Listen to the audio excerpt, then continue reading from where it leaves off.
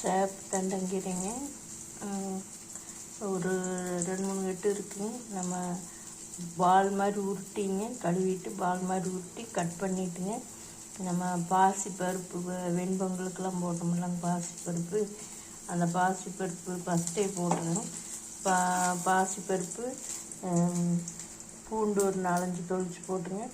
அதுக்கு மேலே நம்ம கீரையை கட் பண்ண கீரையை போட்டுங்க. லேசாக தண்ணி நம்ம மூழ்கிறளவுக்கு ஊற்றினா போதுங்க. இதை மட்டும் ஒரு 3 சவுண்டு விட்டு வேக வச்சாச்சுங்க. தாளிக்கிறதுக்கு எண்ணெய், கடுகு, கருவேப்பிலை தலைங்க. இதில் ஜீரகம் கொஞ்சம் ஒரு 1/4 டீஸ்பூன் 3 டீஸ்பூன் போட்டிருக்குங்க.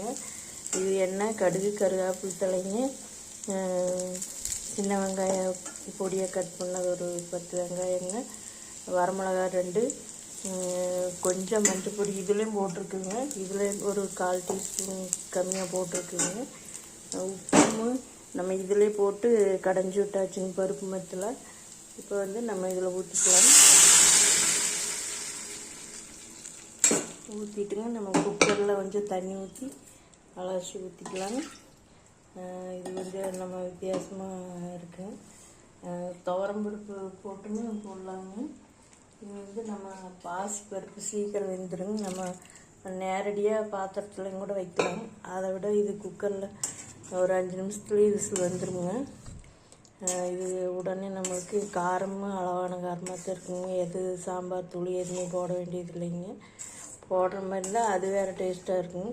நம்ம மிளகாயுமே கொஞ்சமாக கீறி விட்டு தான் போட்டிருக்கிறேங்க. முழு மிளகாய்ங்க, விதை வெளி வராதுங்க. காரம் மட்டும் இறங்கிக்குங்க. நான் ஃபஸ்ட்டு நம்ம குக்கரில் ஒரு 2 கை பாசிப்பருப்பு கழுவிட்டு போட்டுங்க. ஒரு 5-6 வெள்ளைப்பூண்டு தோல் உரித்து போட்டுங்க. அதுக்கப்புறம் நம்ம கீரையை கழுவி கீரையும் பால் மாதிரி ரவுண்டாக இறுக்கி பிடிச்சி சூடியில் நம்ம அறுத்து போட்டு தண்ணி மூழ்கிற அளவுக்கு போட்டுங்க. சீரகம் ஒரு 1/4 டீஸ்பூன் போட்டு ஒரு 3 விசில் இருந்ததுங்க. அப்புறம் எண்ணெய் ஊற்றி கடுகு போட்டு கருவேப்பிலை தழை, சின்ன வெங்காயம் 2 வரமிளகா போட்டு நம்ம தாளிச்சு வச்சுங்க. இப்போ நமக்கு சிகப்பு தண்டங்கீரை போட்டுங்க. பாசிப்பருப்பு குழம்புங்க. எனக்கு சேப் கலராகவே தெரியாதுங்க, பச்சை கலராக தான் இருக்குதுங்க. முருங்கைக்கீரை சூப்பும் நம்ம வச்சாச்சுங்க. அது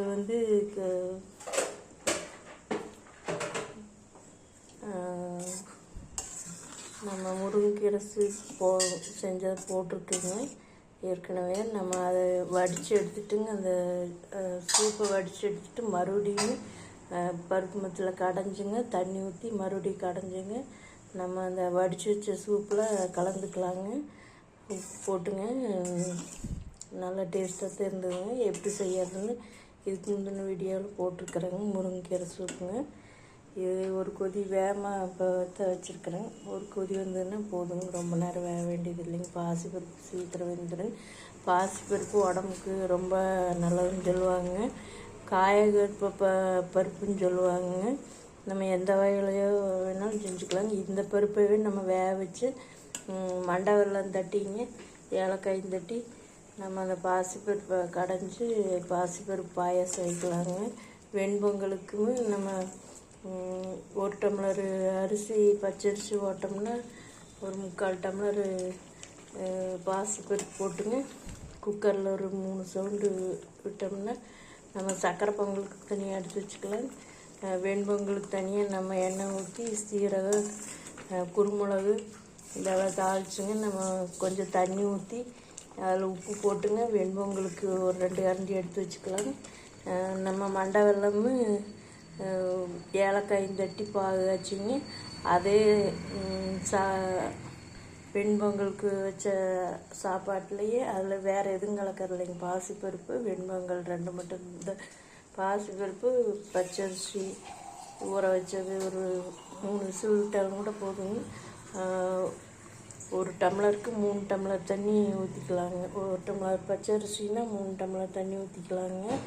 ரொம்ப ஊற்றினோம்னா தெரிக்குங்க வெளியில் விசில் வந்ததுன்னா. அந்த மாதிரிங்க நம்ம ஒரே இதில் நம்ம சக்கரை பொங்கல் வெண்பொங்கல் செஞ்சுக்கலாங்க.